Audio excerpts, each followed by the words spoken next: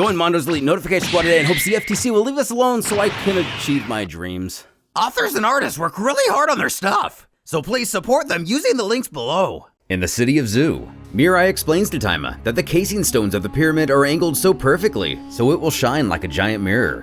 While fascinated, all the young warrior can focus on is his blinding hangover, admitting he may have gone overboard hanging out with Russo the previous night. But trying to ground himself in the moment, he asks Mirai where they get their power from, as it's almost like he can feel it in the air. Mirai explains that they've managed to master the technology of wireless electricity. While the most obvious feature of Zu may be that it's located right on the Nile, it's actually what we don't see that makes it so amazing, as the pyramid they stand next to was built on a point that magnifies electromagnetic forces of the planet. The point hosts a foundation of dolomite, which creates what's known as piezo electricity when put under immense pressure. Explaining further, Mirai also details that the underground tunnels are lined with granite, which is slightly radioactive and contains mass amounts of quartz crystal and metal.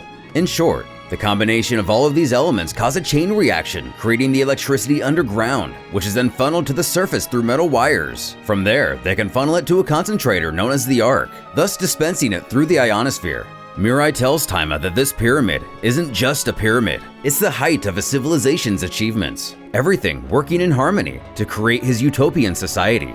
But without his people, it would never have been possible. Upon seeing the dumbfounded look on Taima's face, he reminds him that he and the Thoth are not like his own people.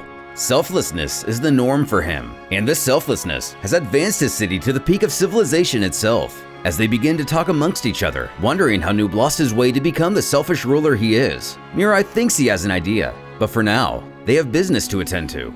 Taking him inside, the old master introduces Taima to the Room of Spirit and Time, giving him a short description of how it works. While the young warrior is ready to go, Mirai warns him that once they enter that room, they will not be leaving for a good while, and Taima will never be the same again, asking him if he really is prepared. Not wanting to waste a moment, he once again tells him that he is. Entering the endless void, we see something unfamiliar not far from the entrance. Walking up to it, Mirai enlightens Taima to the Book of the Thoth. It contains all of the knowledge his people have ever acquired. With it, Taima will be able to get an advantage that is vital to their cause. Some of this knowledge includes the ability to understand any known language, and Taima may even be able to perceive things Mirai himself has before, such as insight to the future. But mostly, this book will be used to help the young man master the art of Heki. Though the arrogant warrior he is, Taima doesn't understand why he needs to learn whatever this may be. But Mirai assures him it'll be the only way he'll be able to defeat the threats that lie ahead. Power alone won't cut it. This will allow him to use the power to manipulate all other energy forms around him. Within this room, they will subject Taima to not only intense conditions and training, but they will also expose Taima's body to different forms of energy to see how it reacts. And eventually, he will learn to manipulate any form of energy as if it were his own life energy. Further, while this book may look like a single tome, it actually contains enough information to fill over 36,000 books its size. Bulking at the thought of taking in so much knowledge, Mirai assures Taima that he will bless him with the ability to read a page instantaneously. But there is one more thing they need to discuss before training can begin. Asking what that is, Mirai informs him that this book is cursed. Anyone besides himself who reads it will have to suffer in some way. But what way exactly is unclear. However you look at it, the curse will be irreversible. While Mirai admits that this has become regrettable, he did it only to assure his brother Noob or any other greedy being would not be able to use the knowledge for evil. Snarkily, Taima asks, "Don't you think it's a bit late to be telling me all this now?" Saying he's ready for anything the curse has to throw at him. And just like that, Mirai grants Taima the ability to read instantaneously. However, as time runs out for the barrier protecting the city, Taima claps the book shut. Born a new man with boundless knowledge he could never dream of previously. Overjoyed at this, Mirai announces he has a surprise for the young man. Then, they will test his abilities, going on to say, "These clothes are super light and conform to any shape," handing Taima a gi very similar to his own, proclaiming this officially makes Taima one of them. Additionally, also a gift from his people, a cape that is completely indestructible, the most heavily enchanted item the Thoth has ever created. All of the greatest enchanters, including himself, contributed to its design. Donning a new look, Taima thanks his master. Heading outside, he seems to sense something. A bandit of some sort appears to be running from the town guards.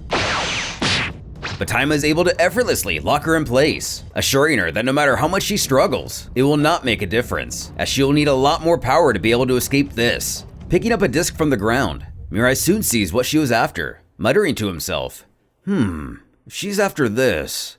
The sight of the old-timer discovering this sends chills down the bandit's spine. Mirai can only wonder what Noob is up to. That's when an earthquake hits the city. As everyone runs to seek safety, looking towards his master, Taima asks if he also feels that. And unfortunately, he does, neither referring to the quake itself. The bandit continues to yell for them to let her go, so Taima tells her, "Listen to me. I know you're my enemy, but I also know you have to do what the pharaoh tells you. Just go in the city to seek shelter. Your king will fall today." And with those words, she quickly scurries away. As the town begins to panic, something seems to be rising from the Nile, the villagers pointing it out in confusion. A familiar villain sits surrounded by 5 cloaked figures, on top of what can only be described as a gigantic monster. It's revealed to be an alligator-like creature. Simultaneously, the pharaoh cackles. "What a pity. Poor Mirai." On the ground, Mirai himself informs us that this is the king of the Nile, Sobekron. As Taima looks to the sky, this should be a great way to test his new power.